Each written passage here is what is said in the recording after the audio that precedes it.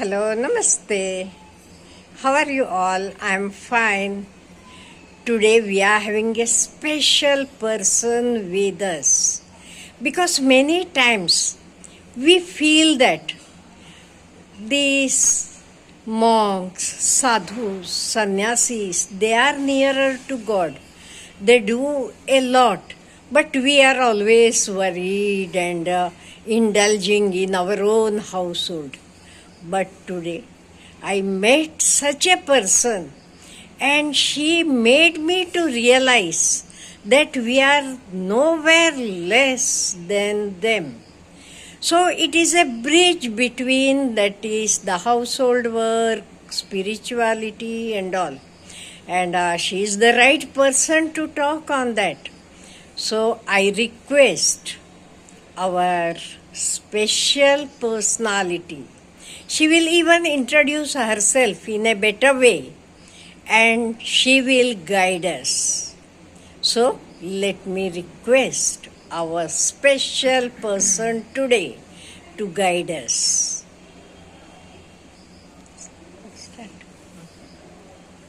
वृंदावन कलानाथ हृदयानंद वर्धनो सुखदो राधिका कृष्ण बजे हम कुंज कामिनो Shri Radhe. So that's a very elaborate and a very, very special introduction. I'm not so special and not so fancy at all, as simple as you think the person next door could be. So let's just step down from there. So my name is Kripa Priya, and primarily I'm from Vrindavana. However, right now I'm studying Vedanta in Rishikesh for some time. So as Mataji said about as a householder, and it's a very, very common thing that we feel, not long ago when I was not in Saffron, I would feel the same, that oh no, sannyasis are more closer to God, and I being a householder, so-called householder, how can I connect with God? But when I come from one end to the other end of the bridge, honestly, it's not that vast a difference as you think it can be. So I'm here to just talk about basic few things with you on how, as a householder, can you feel connected with God. There's so much to talk about, but obviously keeping the time in mind, I'm gonna keep it to very, very basic, something which we all can do, and we may be already doing it. And if you are doing it, you continue doing it, and if you're not doing it, you can start doing it if you have God inclination. So starting with the premise that we do have God inclination, so starting from that, what can you do as a householder to feel connected to God? Honestly, everything that you do is nothing but the will of God. So if you are in this situation that you are in right now, that is also the will of God. How can you see that through?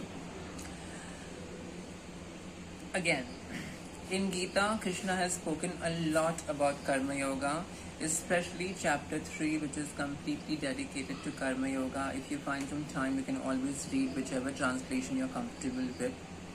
I'm not going to quote Gita to you over here. But the essence of that is, being a householder, whatever karma means action, whatever action that you do, right from the time you wake up until the time you go to bed, throughout the day we all do some or the other action. There is no one who is not doing no action.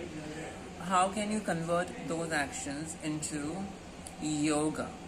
Yoga is not asanas. Yoga here is the unison with God, Jiva and Paramatma, that bridge that you cross over, that unison is yoga, technically speaking. It's not just the asanas.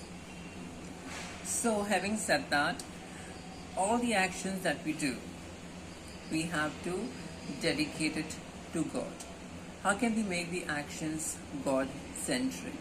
For example, for women, when you wake up in the morning, and obviously some of you are homemakers and some of you must be working, whatever job you do in whatever shape, size, form or the other is something that you can dedicate it to Krishna.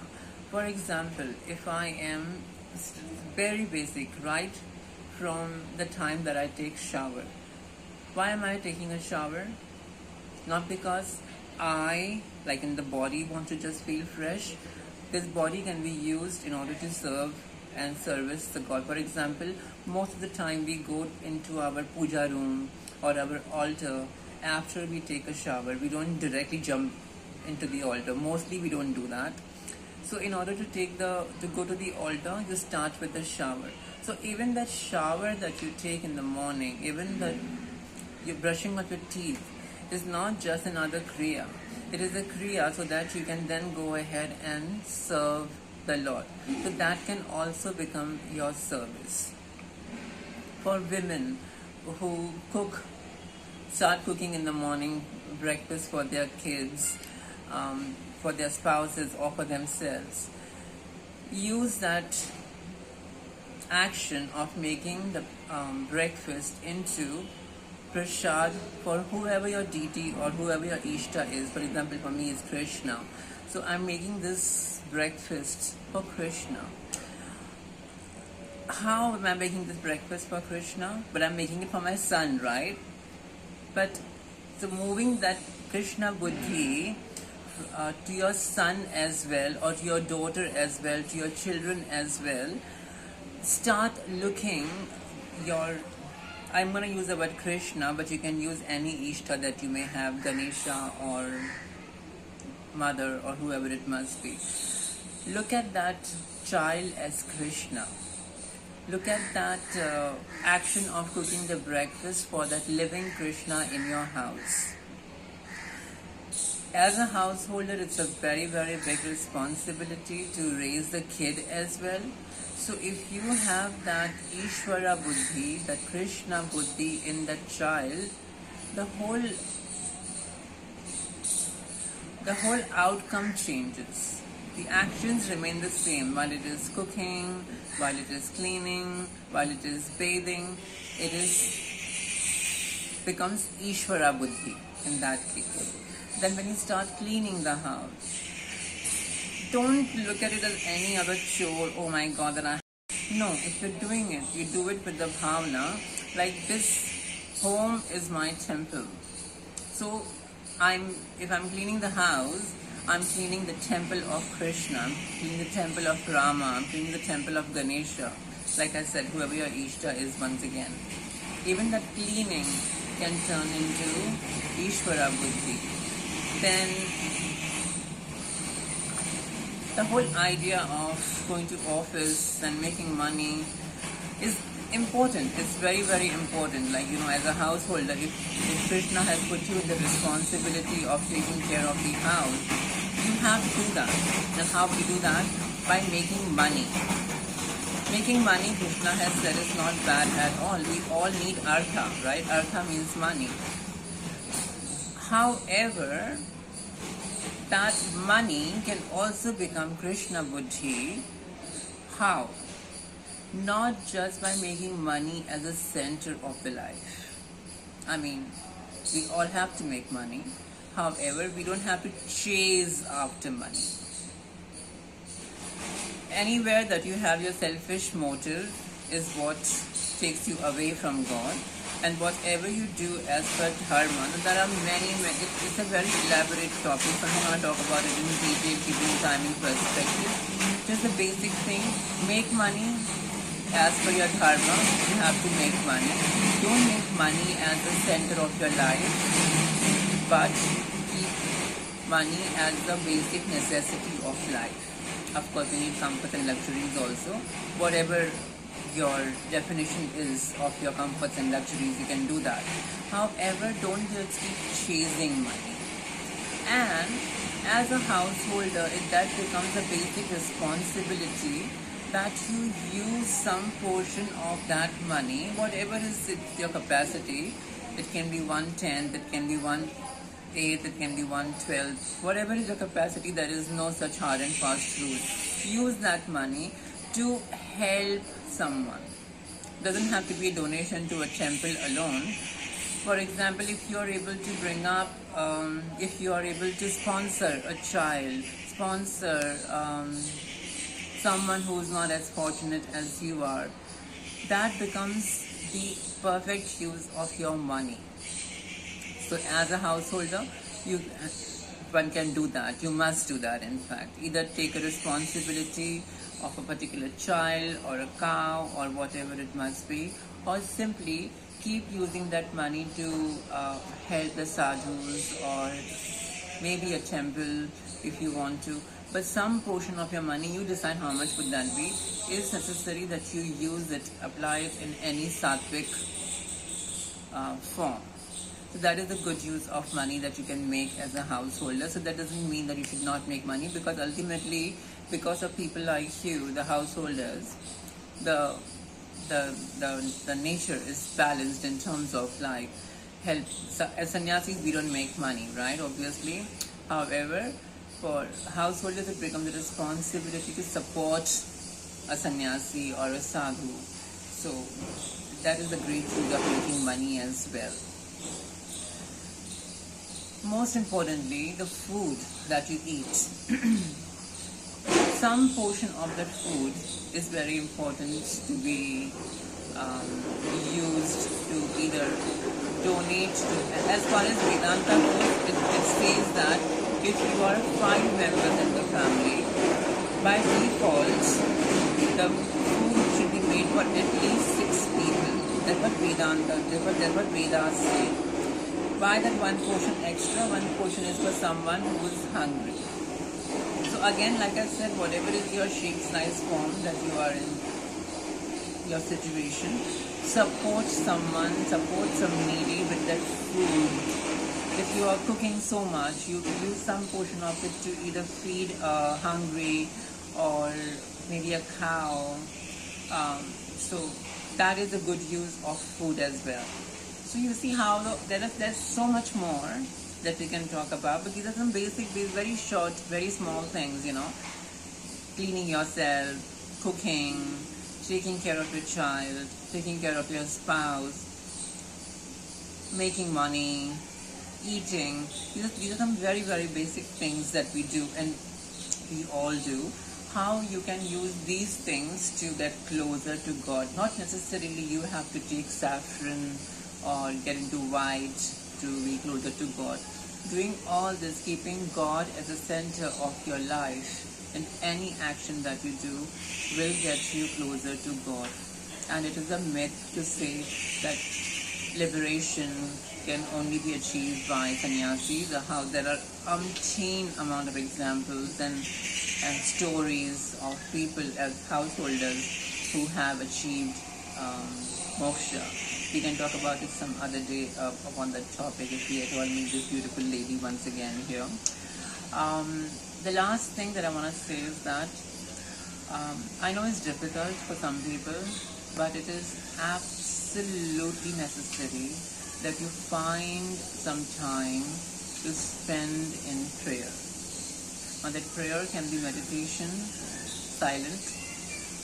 That can be a prayer by chanting one round of rosary beads or mala as we call it.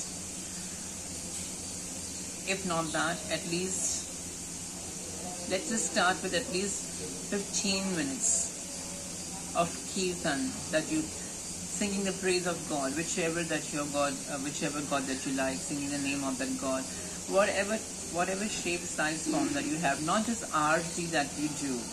You don't have to keep just because it's not out of fear that you do the arti or do anything. When you sit with God alone, you sit with that image of God. It has to be selfless. You don't ask anything from God for just doing that. Just do it. That is, just do it. You might not like it. but you got to start doing it as a householder again.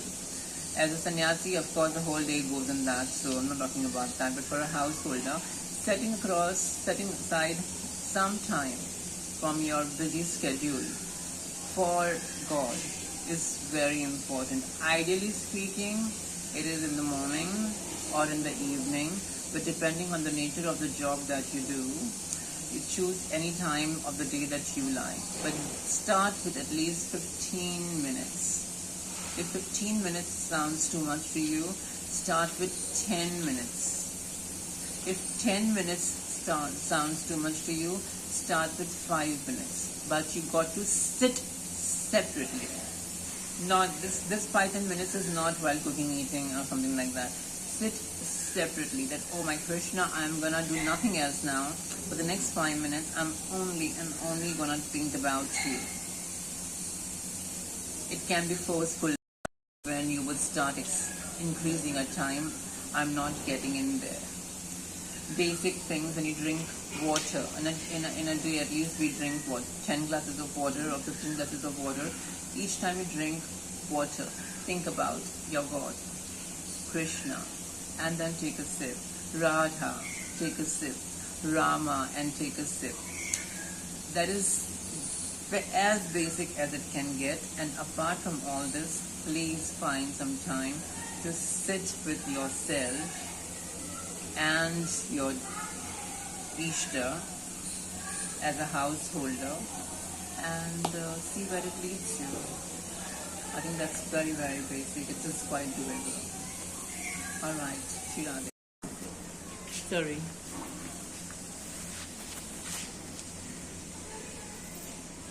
You want to give me a hold? Hello. Thank you, madam. I thank you a lot for blessing us. Thanks a lot. I don't have the words to explain. Thanks a lot. Yes, sure. Okay.